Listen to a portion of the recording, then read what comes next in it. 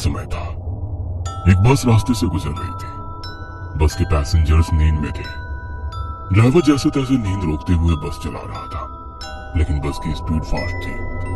तभी bus driver ने देखा कि एक कार दूर रास्ते के किनारे बाईं तरफ खड़ी है और बचे हुए रास्ते से बस तेजी से नहीं गुजर सकती थी। ड्राइवर को गुस्सा आया क्योंकि उसे बस की स्पीड कम करनी पड़ी और अगले स्टॉप पर पहुंचने के लिए बस को देरी होने लगी थी। बस उस कार के पास से गुजर रही थी। ड्राइवर को लग रहा था कि वो चिल्लाकर कार ड्राइवर को गाली दे, क्योंकि उसने कार किनारे से थोड़ी दूर रास्ते पर लगाई थी। लेकिन फिर भी जोर से हॉर्न मारकर मन ही मन गाली देते हुए ड्राइवर बस आगे ले आया। ड्राइवर तेजी से बस चलाने लगा। कुछ आधे घंटे बाद बस जंगल के रास्ते तक पहुंची। तभी ड्राइवर ने देखा कि एक आदमी रास्ते के बीचों बीच से भाग रहा है। उसकी पीठ पर एक बैग थी। ड्राइवर जोर जोर से हॉर्न मारने लगा ताकि वो आदमी रास्ते के बाजू हट जाए, लेकिन हॉर्न की आवाज सुन वो रुक गया और पलटकर बस को रोकने के लिए चिल्लाते हुए दोनों हाथ उठाकर हिलाने लगा। ड्राइवर को लगा कि वो आदमी मुसीबत में होगा, इसीलिए उसने बस रोक दी। बस रोकते ही कंडक्टर ने बस का दरवाजा खोल दिया। वो आदमी हाँफते हुए बस में चढ़ गया और चिल्लाते हुए बोला, जल्दी बस भगाओ वरना वो आ जाएगी। बस रुकने के कारण और उस आदमी के चिल्लाने के कारण पैसेंजर्स नींद से जाग गए। ड्राइवर उस आदमी की तरफ मुड़कर देख रहा था। तभी वो आदमी फिर से चिल्लाया, अरे भगाओ वरना वो सब लोगों को मार डालेगी। ये सुन ड्राइवर के साथ साथ बस के सभी लोग घबरा गए और बस ड्राइवर ने वहां से बस भगाया। क्या हुआ भाई साहब, आप इतने डरे हुए क्यों हो और आप किसके बारे में बात कर रहे हैं? कौन आएगी? उस आदमी ने अपनी पीठ से बैग निकालकर नीचे उसके पैर के पास रखी और कंडक्टर के बगल में बैठ गया। वो पसीने से लथपथ हो गया था। उसका शर्ट फटा हुआ था और उसके शरीर पर कुछ जख्म भी थे जिसमें से खून बह रहा था। पैसेंजर्स उसे घूर रहे थे। कुछ लोग घबरा भी गए थे कि ये आदमी आखिर है कौन।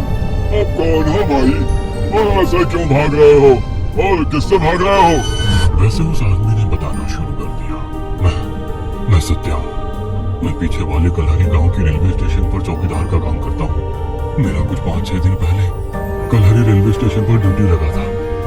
वैसे गांव छोटा होने के कारण स्टेशन भी छोटा था। वहाँ केवल एक ही प्लेटफॉर्म था।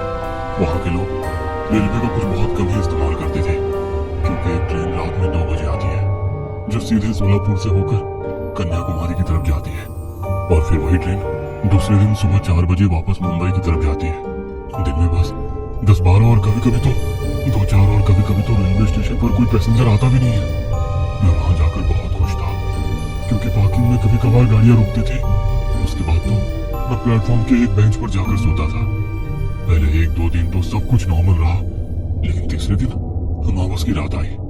मुझे घर से माँ और बीवी का फोन आया कि आज के दिन रात में ठीक से ड्यूटी करे और भगवान का नाम लेते हुए ड्यूटी करे और अंधेरे से दूर ही रहे। मैंने हाँ भरी।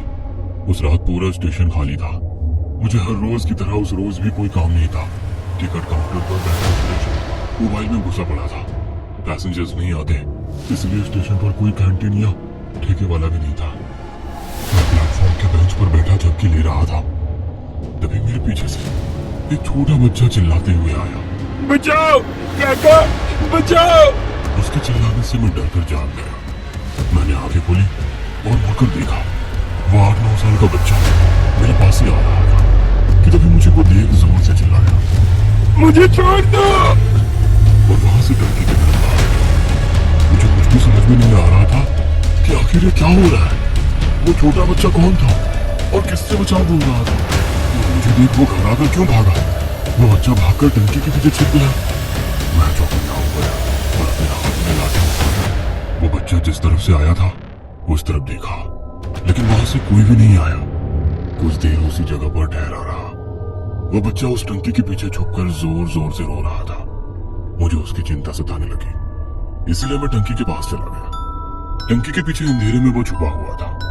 मैंने टॉर्च चालू की और अंधेरे में टॉर्च की रोशनी में उस बच्चे को देखा और मेरे रोंगटे खड़े हो गए, क्योंकि वहां पर वो छोटा बच्चा तड़पते हुए पड़ा था। उसकी गर्दन किसी ने काट दी थी और उसका सर उसके कंधे पर गिरा पड़ा था। वो हाथ पांव हिलाते हुए तड़प रहा था। मैं डर गया और इधर उधर उस बच्चे पर हमला करने वाले को ढूंढने लगा और फिर वहां से पीछे हटते हुए टिकट काउंटर की तरफ भागा। सुरेश, सुरेश, मैं सुरेश के पास जाकर हाँफते हुए बोला, क्या हुआ? वहां पर टंकी के पीछे किसी ने छोटे बच्चे को गला काट कर मार डाला। क्या? हाँ, माँ कसम। रुक, बाहर आता हूँ। सुरेश ने कहा और वो टिकट काउंटर वाले रूम से बाहर आ गया। मैं उसे टंकी के पास तक ले गया। मेरी उसके पीछे जाकर उस बच्चे को देखने की हिम्मत नहीं हो रही थी, इसीलिए मैंने सुरेश को अकेले वहां जाने के लिए कहा। सुरेश घबराते हुए टंकी के पीछे गया। कुछ ही वक्त में वो टंकी के पीछे से बाहर आया और बोला, कहाँ है बच्चा? वही तो है, टंकी के पीछे खून से लथपथ पड़ा। उसकी गर्दन कट चुकी है और उसके कंधे पर पड़ी है। यहाँ कुछ भी नहीं है, आओ खुद आके देख लो। मैंने वहां जाकर देखा और मेरी आंखें फटी की फटी रह गई, क्योंकि वहां कोई भी बच्चा नहीं था, ना ही वहां कहीं खून की एक बूंद भी थी। वह देख में हक्का बक्का रह गया। अभी तो यही तड़प रहा था, अब कहाँ चला गया? तेरा कोई वहम होगा, जा किसी बेंच पर जाकर लेट जा। उसके दूसरे दिन रात में मैं रोज की तरह प्लेटफॉर्म पर टहल रहा था। आज प्लेटफॉर्म पर 2-3 पैसेंजर सामान के साथ दिखाई दे रहे थे। मैं प्लेटफॉर्म पर खड़ा था, तभी एक आदमी मेरे पास भागते हुए आया और बोला, भाई साहब, उस बेंच पर लेटा एक आदमी जोर जोर से रो रहा है। उसने चादर ओढ़ रखी है, ना जाने उसे क्या हो रहा है। ये सुन मुझे लगा कि शायद कोई गंभीर मामला है, इसलिए मैं भागते हुए उस आदमी के साथ बेंच के पास पहुंचा, जिस पर दूसरा आदमी चादर ओढ़े सोया था और वो रो रहा था। उसकी आवाज से वो कोई बूढ़ा आदमी लग रहा था। ओ चाचा, क्या हुआ? क्यों रो रहे हो? मैंने पूछा। मेरी आवाज सुन वो जोर से चीखा, मुझे छोड़ दो, मुझे छोड़ दो। क्या हुआ? अब रो क्यों रहे हो? मैंने पूछा, लेकिन वो केवल एक ही बात दोहरा रहा था, मुझे छोड़ दो, मुझे छोड़ दो। उसके ऐसे बर्ताव से मैं थोड़ा घबरा गया था। भाई साहब, आप चादर खींच के देखो, तभी पता चलेगा कि आखिर इसके साथ क्या हो रहा है। मेरे पास खड़े उस आदमी ने मुझसे कहा और फिर मैंने बेंच पर लेटे शख्स की ओढ़ी हुई चादर खींची और मेरी आंखें फटी की फटी रह गई।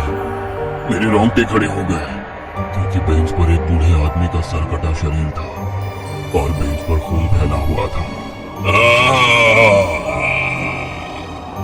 वो सर कटा शरीर कटे हुए गले से चिल्लाया। उसमें से कुछ खून की पिचकारियां उड़ी और फिर वो बेंच से उठकर उल्टे पैर दूर अंधेरे में भाग गया। ये देख मैंने अपनी पैंट में ही पेशाब कर दी। डर के मारे मेरे पसीने छूट गए। मैंने अभी अभी एक सर कटे हुए भूत को देखा था, जो उल्टे पांव अंधेरे में भाग गया था। कुछ देर आंखें फाड़ कर देखने के बाद मैं अचानक से चिल्लाया, भूत! और मैं सीधा भागते हुए सुरेश के पास पहुंचा। भूत, भूत! मैं काउंटर पर खड़ा सुरेश से कहने लगा, क्या हुआ? कहाँ है भूत? उसने मुझसे पूछा। मैंने उस बेंच की तरफ उंगली करते हुए कहा, उस तरफ, उस तरफ। वो सर कटा था, वो उल्टे पैर अंधेरे में भाग गया। बेंच पर पूरा खून फैला हुआ है। क्या? रुक, अभी बाहर आता हूँ और देखता हूँ। और वो टिकट काउंटर रूम से बाहर आया और मैं उसे बेंच के पास ले गया और एक बार फिर मैं चौंक गया, क्योंकि अभी उस बेंच पर खून नहीं था। कहाँ है खून? यही था, पता नहीं कहाँ चला गया अचानक। क्या लगा रखा है? मुझे लगता है तुम्हें आराम की जरूरत है। मैं सच कह रहा हूँ यार, मुझ पर यकीन नहीं है। एक आदमी था मेरे साथ, मैंने उसे कहा, और फिर पलटकर मैं प्लेटफॉर्म पर उस आदमी को ढूंढने लगा जो मुझे उस बेंच के पास लेकर गया था। वो दूर प्लेटफॉर्म पर बैठे नीचे पैर छोड़कर आराम से बैठा था। मैं सुरेश को उसके पास ले गया। भाई साहब, आप इनको बताइए, आप जिस रोते हुए आदमी के पास मुझे ले गए थे, वो भूत था या नहीं? मैंने आपके कहने पर ही ओढ़ी हुई चादर खींची थी ना, और फिर वो सर कटा भूत अंधेरे में भाग गया था ना? मैंने उस आदमी से कहा, तब वो आदमी मेरी तरफ ही देखने लगा। अरे बताओ ना इनको, क्यों चुप हो? मैंने उस आदमी से पूछा। तभी हमारे पास एक आदमी आया और बोला, भाई साहब, ये बोल और सुन नहीं सकते। ये सुन तो मेरे होश ही उड़ गए। क्या? ये आप क्या कह रहे हैं? ये भाई साहब अभी कुछ देर पहले मेरे पास आए थे और इन्होंने खुद अपने मुंह से मुझे उस रोते हुए शख्स के बारे में बताया था। मैं उस आदमी पर चिल्लाते हुए बोला, अरे क्या पागल आदमी है, मैं इसका भाई हूँ। मैंने तो इसे कभी बोलते हुए नहीं सुना। और रही बात ये आप तक आने का, तो ये 1 घंटे से यहीं बैठा हुआ है मेरी आंखों के सामने। वो दूसरा आदमी मुझ पर चिल्लाते हुए बोला। तभी सुरेश ने मेरे कंधे पर हाथ रखा और बोला, यहाँ से चल। और फिर वो मुझे टिकट काउंटर रूम में ले गया। उसने मुझे कुर्सी पर बैठाया और पानी पिलाया। देख भाई, मुझे पता नहीं तुम्हारे साथ क्या हो रहा है, लेकिन लगता है तुम्हारी नींद पूरी नहीं हुई है। तुम अपने कमरे में जाकर सो जाओ। मैं खुद हैरान हो गया था कि वो आदमी एकदम से मुड़कर क्यों गया। वो खुद मेरे पास आया था और मुझे उस रोते हुए आदमी के पास ले गया था। उसने ही मुझे चादर खींचने के लिए कहा था। और फिर मुझे सरकटा भूत दिखा था। और फिर अचानक से वो बहरा और गूंगा कैसे हो गया। मुझे कुछ भी समझ में नहीं आ रहा था कि ये मेरे साथ क्या हो रहा है। मैं वहां से उठकर मेरे रूम में सोने चला गया। दूसरे दिन सुबह मैंने यह हादसा मेरी माँ को बताया। तब मेरी माँ ने कहा कि शायद वो रेलवे स्टेशन भूतिया हो और वहां कुछ आत्माएं भटकती हो। वो मेरी चिंता करने लगी और जॉब छोड़ने के लिए कहने लगी। लेकिन बड़ी मुश्किल से मुझे वो जॉब मिली थी। मैं उसे छोड़ नहीं सकता था।